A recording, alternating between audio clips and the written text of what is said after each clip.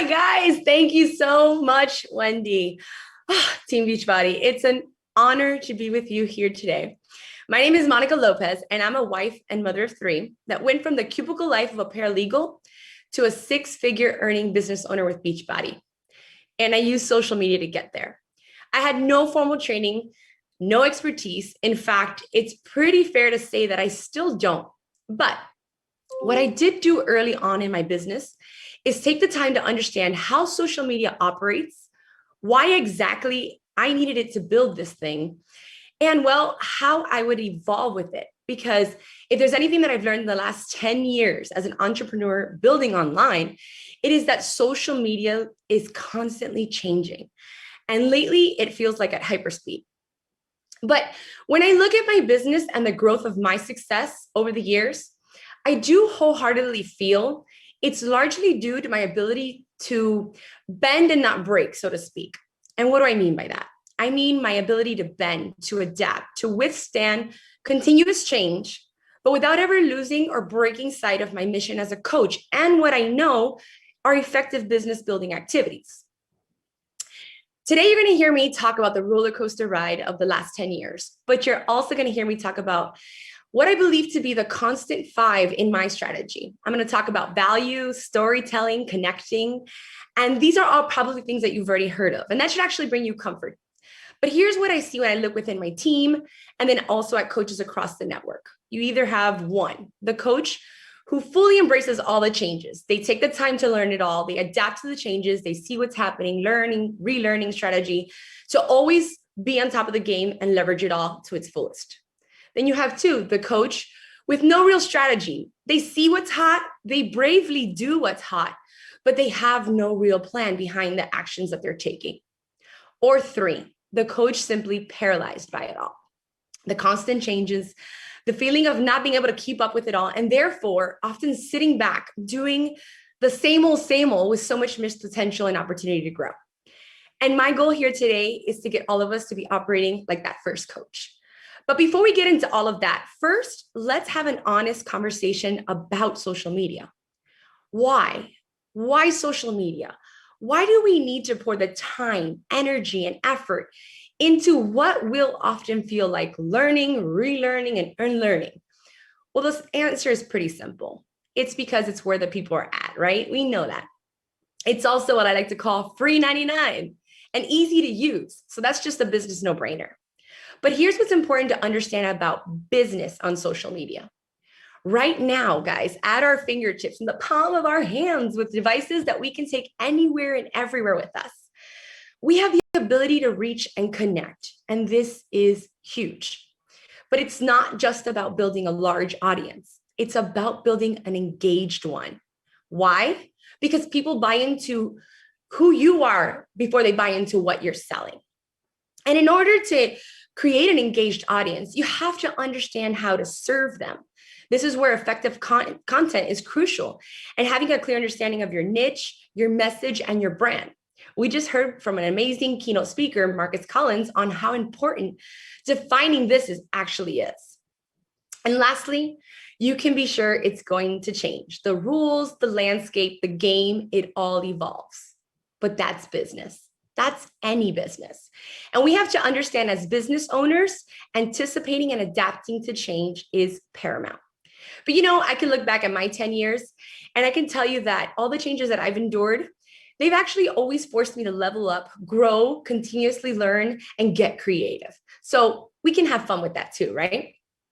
Now let's talk about using social media. I feel like algorithms is thrown around like such a bad word, or we believe like there's this mean dude out there in a hoodie hacking the system, determining who gets to be seen and who doesn't. Let's break this down for a second, because algorithms, they're not necessarily a bad thing. And maybe we should look at any and all maybe algorithm shifts as a not so gentle reminder that we are on social media to be social and build relationships. In fact, that's actually the secret sauce to Beachbody, the Beachbody business as well, right? But algorithms, what exactly are they? Well, they're built-in metrics that are used to measure engagement. And while many believe the algorithms are constantly changing, flipping and flopping on them, the truth of the matter is they rarely have. What the computers are measuring has remained pretty consistent over time.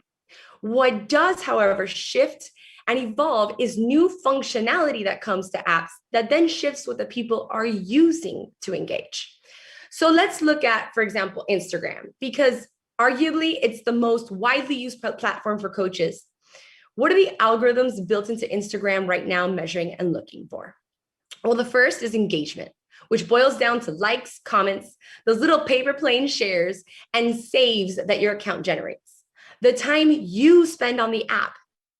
Instagram is a business itself, and their goal, just like any other business, is to get and keep people's time and attention. Relationships. Relationships are measured by the feeds that you are most active on and how active others are on your feed. And the algorithm, it connects the two. And then lastly, the use of built-in functions like IGTVs, Reels, interactive stickers, geotags. Embracing these features, especially the newer ones, is important. The platforms designed them, they built them in, and they want you to use them. And I'm talking a lot about Instagram, and because right now it's what's hot. But the truth is, let me give you a quick snapshot of what the last 10 years have looked like for me. When I joined to become a Team Beachbody coach in 2011, don't laugh at me, but I was actually on MySpace. And when I quickly realized that's not where the people are at anymore, I shifted over to Facebook. And at first, when I was just starting to warm up to Facebook and starting a Facebook business page, all of a sudden Instagram came, right? And for a while there, it felt like it was 90% Facebook, 10% Instagram. And before we knew it, it flopped. It was 90% Instagram and 10% usage of Facebook. And then Instagram itself, oh my gosh, how it's evolved. Filters, IGTVs, Instagram stories, carousels, I could go on and on.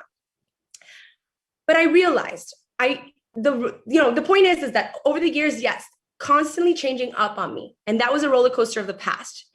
We really truly don't know what the future looks like. We know what we're dealing with now.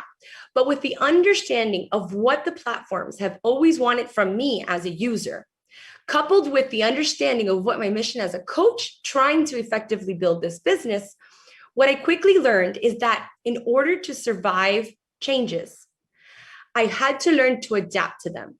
And I had to learn to adapt to them without ever losing the sight of my goal. And I also realized in all of it, there are controllables, even when it doesn't feel like it.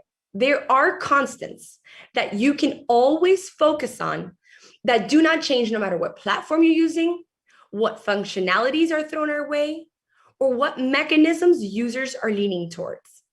And these controllables are constants because they're in line with what the business building activities as a coach are, but also in line with what algorithms behind platforms want from us.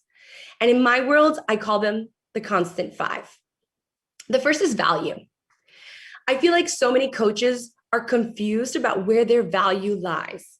Many are out there leading with the belief that their value is about sharing about Shakeology or workout programs, energized dance parties, or those cute little colored containers. These are tools we use, yes, but they're not the value we bring to the table as coaches. If it were, then really what would separate all 400,000 plus of us? Early on, I identified what my value was, what my people follow me for and connect with, and it's what I share on repeat. So here are some of mine. My people, they love this hot mess.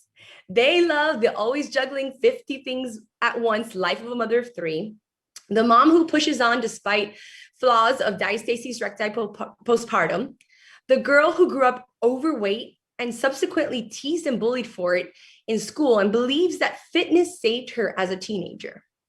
My value comes in sharing how I bravely retired myself as a paralegal 7 years ago, coming home to build this business. My value, it comes in much simpler ways too. If you know me, you know a few things. I'm obsessed with pink and leopard. Humor, I like to make people laugh with good jokes. I dig home decor. I'm never quiet about a good Amazon find. And probably every other word I speak includes an F-bomb. All of it. It's me. And it's the many facets of how I connect to those who follow me. This is the part this is the part where I want you to just breathe in and breathe out a big sigh of relief, because you are your value too. Your traits, your experiences, your interest, who you are. And the value everyone brings to the table is different. It is but here's what the big thing that I want you to take away. It is imperative for you to clearly identify these. And because this is what you're going to consistently and effectively continue to serve your followers with, your people with, the reasons they follow you in the first place. The second one is storytelling. And my gosh, I love what Marcus said today, your story is your currency. To me, I see storytelling as the way to connect the value I bring now to the solution that I have to offer. The one thing is for me to sit here and tell you that I have diastasis recti postpartum. And another is to share the story of the first time I took off my shirt and decided it was going to be the day that I was going to work out in a sports bra. I remember the wrinkly skin, the stretch marks, and me 5, 4, 3, 2, 1-ing as I pressed post on that sweaty selfie and throwing my phone across the living room onto the couch. I literally had tears in my eyes that day. It was that hard for me to be that vulnerable. But I knew that it was going to be the next level of accountability for me. And I knew that I wanted change. The irony is that today you could barely get me to keep a shirt on, but the story, did you feel the power in that story? It's in the telling of that very same story of that day that I have connected with countless women who resonate with exactly that moment. Tell, don't sell. Or like Marcus said today, start with the soul, end with the sale. I was taught that early on, and it is what helps me bridge the gap between that is her and it'll never be me to, oh gosh, her too. Man, if she can, then that means that I can too. The next is creativity. Another constant for me is the leveling up and focus on the creativity behind my business. Creativity can come in so many ways. One way is the creativity behind my imagery, videos, graphics, content. I'm on the constant lookout for new apps, new Canva functions, and new ideas on how to stand out. Reality is, with technology, the attention span of the average human is lessening, and you have to figure out how to become what I call a scroll stopper. It matters. I also hone in on the creativity of a catchy one-liner to to pique my readers' interest and keep them reading, or humor to engage them. Instead of join my challenge group, which often doesn't set me apart very much, over the years, I've gotten creative with the way I invite. Our team creates challenges like Battle of Badasses, Fit Wars, or Goal Gang Health Bet. Week in the Life of a Lifer is the way we promote a free group. Our sneak peeks are often called coaching tell-alls, or my favorite, WTF is coaching. That always raises an eyebrow. Point is, the creativity and creation behind my social media is always constant and at the forefront of my business. And just like we talked about earlier, social media platforms, they're designed for you to be social. So socializing. This means that while we just talked about all the ways to be interesting, right? With the value we bring, the stories we share, it is just as important to genuinely get out there and be interested in others.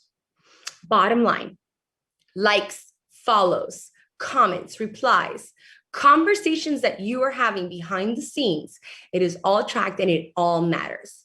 And in my business, I always set aside time and attention to spread the love, so to speak, behind the scenes.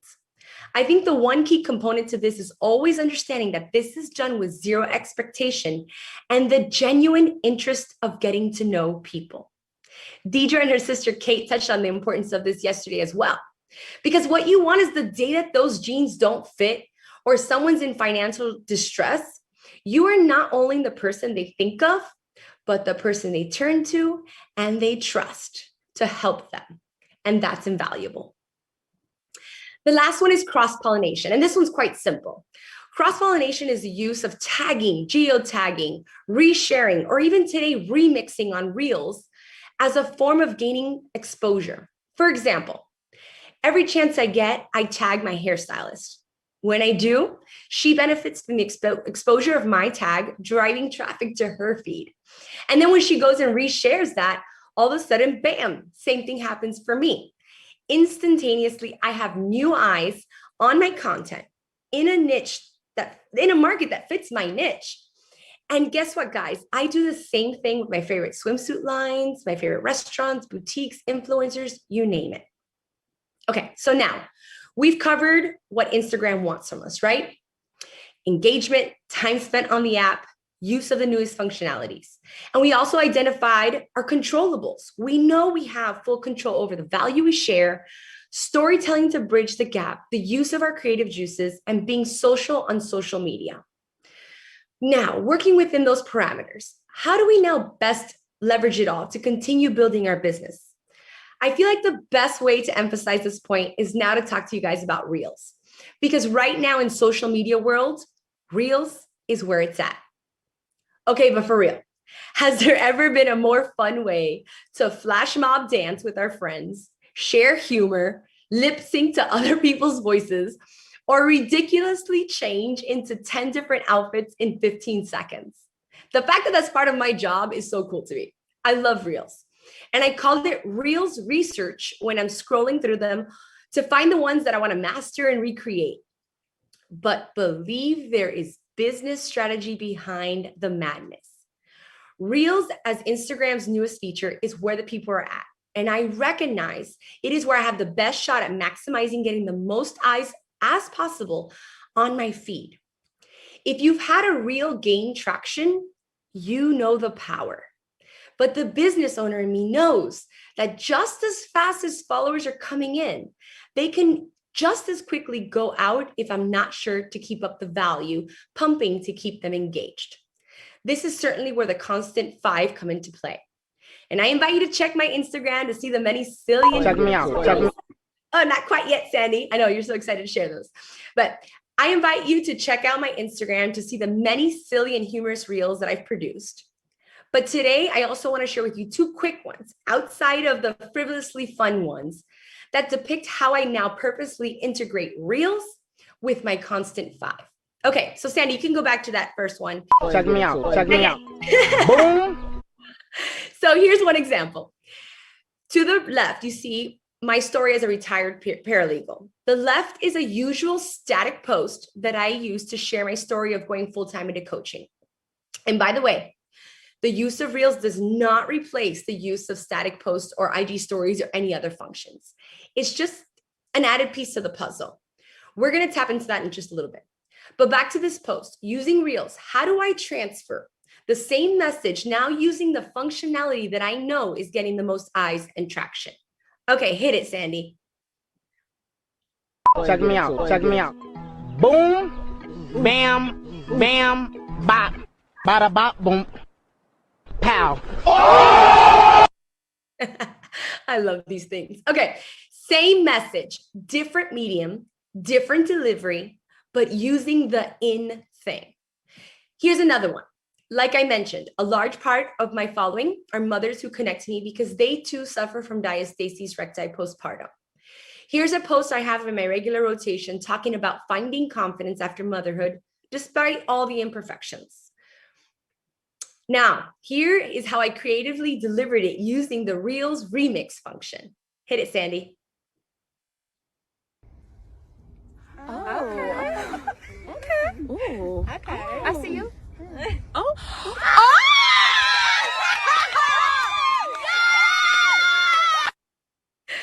Sandy told me today she can't stop watching that one. I tell you, and life is so much better with a hype squad.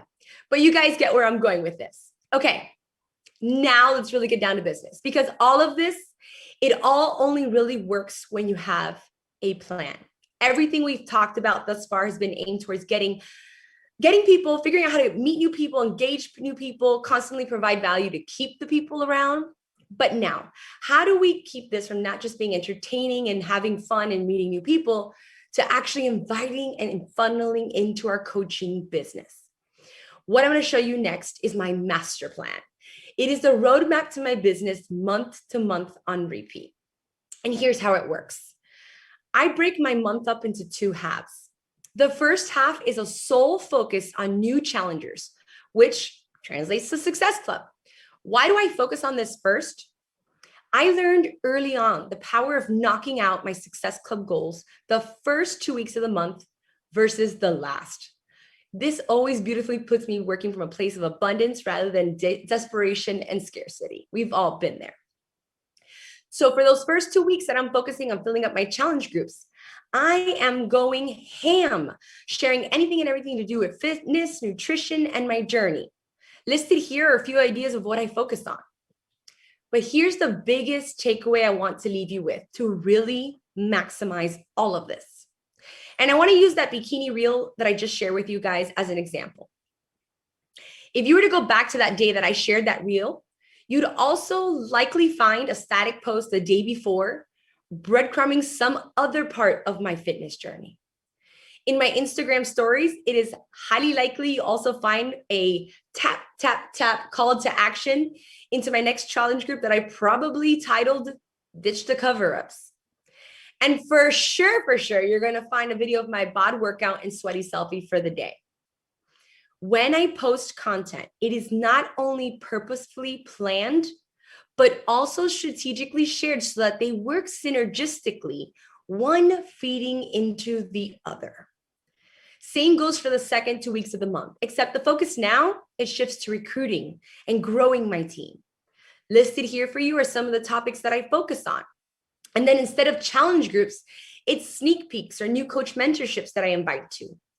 I teach my team that regardless of whether their Success Club goal is met or not by this time of the month, it is imperative to shift gears. Because one, we all know you can essentially cross off 2 goals in one with a new coach sign up and a challenge pack. But 2, at the end of the day, to really build a substantial business, you need a team. You must recruit into the business. Ali just touched beautifully on this. You'll never get what you don't get out there and actually ask for. And the last element of this plan, which is what you see here in colors, is the strategic placement of group start dates and online events that I'm inviting to, because there's another golden rule in our team. You must always have something that you're inviting to. And there it is, the master plan month to month. It's definitely not rocket science at all, but here's what it is. It's thought out and it's planned. Okay, guys, we've covered a lot. And I know, and I hope that you're walking away with some kind of golden nugget or idea on how to better your social media craft. Here's though what I ultimately want to leave you with. We can sometimes overcomplicate what our job is. Yes, there are bells and whistles that we could add to our craft, but ultimately, Gary Vee said it best when he said, no matter what you do, your job is to tell your story. Over the last 10 years, at the foundation of it all, through the growing, all the evolving, all the changes, what I always understood was that my ultimate superpower has been and always will be my story, my testimony, my journey. And today, if you can let go of any and all doubt that you already have within you everything that it takes to offer value and hope to the next person, if you can devise a strategy and a plan for your business and then take action, I wholeheartedly believe you can not only create a thriving online business, but you can have a heck of a lot of fun doing it too.